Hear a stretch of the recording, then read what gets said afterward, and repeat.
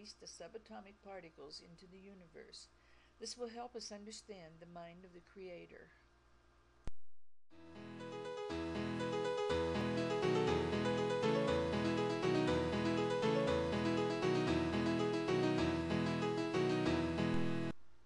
When the original explosion occurred, at that time there was a mind, the Creator's mind.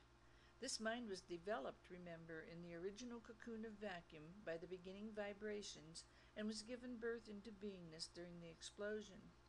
This mind expanded and set the pattern for all to come afterwards. The excitement of the explosion, the sheer awe and wonder of this mind, this first thinking being, with a body of energy for a form, was what caused the creation of everything. The tiny little central core that caused it all is still there. All that has taken place since then originated in this mind.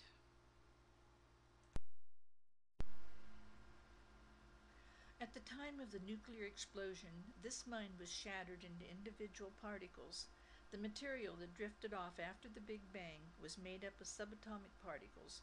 This material acted in exactly the same manner as clouds, but it was actually a thinking mass of subatomic particles. They drifted as clouds, and due to the principle of like attracts like, they grouped together as far as vibration went and began to form into galaxies, stars, planets, and suns. Remember that these particles were once the complete mind of the Creator that was present in the black hole beneath the line of demarcation. The area in the vacuum where the explosion took place is a nuclear isle of light. When the vacuum was shattered into endlessness, part of the central nucleus of energy of the Creator was torn away and settled into a pattern of revolution around this stationary core. Universal drift then took control, and creation worked its way ever outward from the tiny droplet. It is all forever expanding outward away from the original Creator God. Much of the original mind stayed contained within the black hole beneath the line of demarcation and controlled or patterned the particles that were drifting away into the vast cosmos with a pattern for the perfect mind. The Creator's mind is the most pure development of anything that could ever be possible. It was unpoisoned and uncluttered. It followed absolute perfection as far as its reaction to scientific circumstances. This cross-section of paradise shows the pattern of expansion, the quiet zones, and pervaded and unpervaded space. Horizontal space is pervaded, vertical space is unpervaded. Unpervaded means it does not have the forces, energies, and power of pervaded space. There will never be an orbiting of this unpervaded space until all pervaded space has been thoroughly pervaded. Horizontal space and vertical space balance each other out. Pervaded space is near the midpoint of expansion. It takes 1 billion years to expand and 1 billion years to contract. The quiet zones grow larger the further away from the central core they become. The Isle of Paradise, which is in the center of the nuclear Isle of Light, is the realm of primal origin and also the final goal of destiny for all spirit personalities. We find that only 10% of total paradise is in use at the present time. A close-up look at the center of the Isle of Paradise, the spot in the center of the drawing, shows the deity presence and the most holy spheres. This is where our Oversoul will eventually reside, in the section reserved for those from his particular super-universe. Nether Paradise shows the zone of infinity on the underside of the Isle of Paradise. This underneath side of the Isle of Paradise acts as a giant heart. The process of breathing is part of the function of the central core where it all began. The central core itself is motionless, but above and below is churning energy, which is being controlled by this breathing process, a huge pair of bellows, if you will. Remember, energy is above and below, feeding life, which evolves horizontally, in other words, out to the side. Our universe is not really going straight up or down. It is a flat, parallel moving belt around this central core, as are all universes. Moving out from the center, we come to the central universe. This shows the Isle of Paradise and the pattern of revolution around the stationary core. It is from the patterns in the central universe that the progress in the human mind has been designated.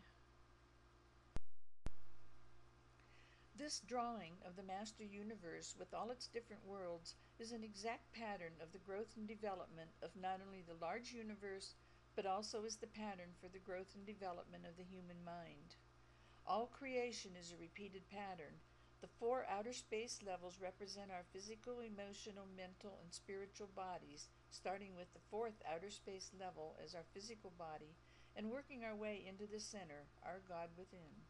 At the same time, it shows the design of the large universe with the tiny hydrogen atom at the very center. Because the pattern of one cell in the human physical body is an exact pattern of the master universe, a total complete study of the pattern of evolvement and growth throughout eternity is the pattern each individual life must follow. The following drawing shows the patterns of orbits. Earth orbits the sun orbits our local constellation, which orbits our galaxy, which orbits our minor sector, where Sagittarius is. This minor sector orbits our major sector, which orbits our superuniverse, which orbits the central universe.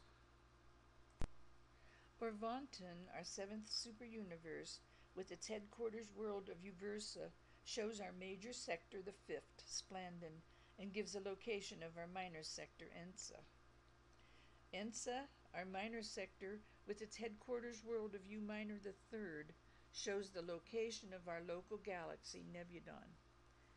Nebudon, our local universe or galaxy, with its headquarters world of Salvington, shows our constellation, Norlactiadec. Norlactiadec, our local constellation, with its headquarters world of Edentia, shows the location of Satania, our solar system. Satania, our solar system, with its headquarters world of Jerusalem, shows the location of our planet Earth. Our planet possibly shows the location of our headquarters world or central world government as Antarctica. The following 5 drawings all have arrows showing the location being discussed. After we progress through a total of 12 solar systems in our local universe of Nebudon, the stage of progress moves to the outer realms of the capital of our superuniverse of Orvonton, which is Uversa. We study in these 7 outer rings of Uversa and eventually do student teaching in them. Then we are ready for the pilot world of the outermost Havana circuit and start the trip inward, moving through all 7 Havana circuits. As we traverse each world of each of the 7 Havana circuits, we are learning, experiencing, and enjoying thoroughly our total existence. This is a leisurely trip. We set our own rate of progress there as we also set our own rate of progress now, and as we will ever set our own rate of progress. We then have the 3 paradise circuits with 7 worlds each to traverse through. These 21 satellite stations are the final finishing touches to our lengthy educational process. From here, we pass inward to the paradise residence and admission to the Corps of Finaliters. When the last Havana circuit, the innermost, is reached, it signifies acceptance into the service of paradise. This will be as a teacher and has to do with teaching on inner world. Notice that the arrow is now at the top of the picture on the outer rings. When the finaliters graduate from paradise, they reside in the outer space levels as teachers in the primary schools to aid those on the upward spiral. These primary schools exist for the sake of instigating thought forms in the matter universe. There are at present only 4 outer space levels, but there will be more as needed, up to 7. None of this is acquired in a single lifetime, of course, for anyone. But as everything is a repeated pattern, each lifetime should pattern itself after this process as far as spiritual growth is concerned. To recap, after progressing through the solar system we are in now, we will proceed inward to the Isle of Paradise. Then we will most likely start again in not only the same universe, but also the same galaxy, but a different solar system. We'll proceed through 12 solar systems and back into the center. This will continue forever. We will eventually return to our original solar system and start all over again. We do not cross over into other super universes ever. This completes our look at the Master Universe and shows the variety of education and growth that is needed on the Earth plane. This should be enough to convince anyone that one life on the Earth plane simply will not do it.